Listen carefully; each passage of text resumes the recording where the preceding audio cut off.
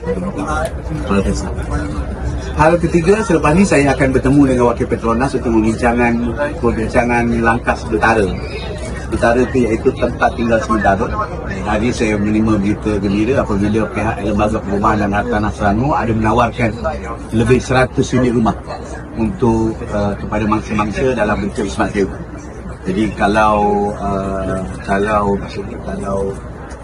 semuanya berjalan dengan baik, dalam tempoh seminggu 2 minggu lagi kita boleh tepatkan hotel ini di rumah yang ditawarkan oleh Airbnb dan juga di smart sewa. Nanti kita akan ke Partai Kabupaten Jaya dan kita akan bawa dalam mukarat evakuasi kita supaya kita boleh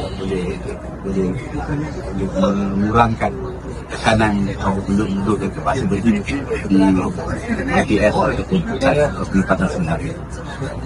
Okey, soalan. Dato' Sri.